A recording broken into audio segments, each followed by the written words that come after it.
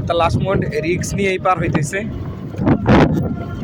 দেখেন কি অবস্থা, এই বৃষ্টি নামার আগ মুহূর্তে এই শীতলক্ষা নদী কেমন উত্তাল হয়ে গেছে। যদি পার হয়ে চলে এই যে কেমন আকাশ, একেবারে অন্ধকার,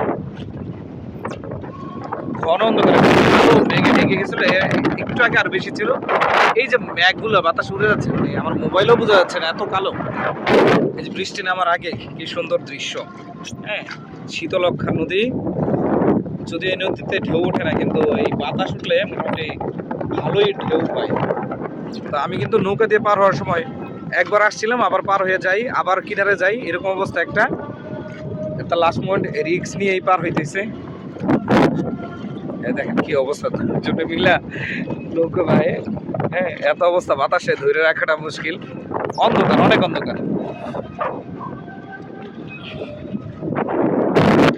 কি অবস্থা, এই যে আমার দোস্ত নৌকা ভাই।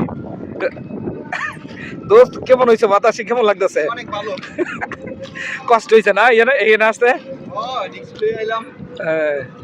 এই যে এরকম অন্ধকার, কি অবস্থা।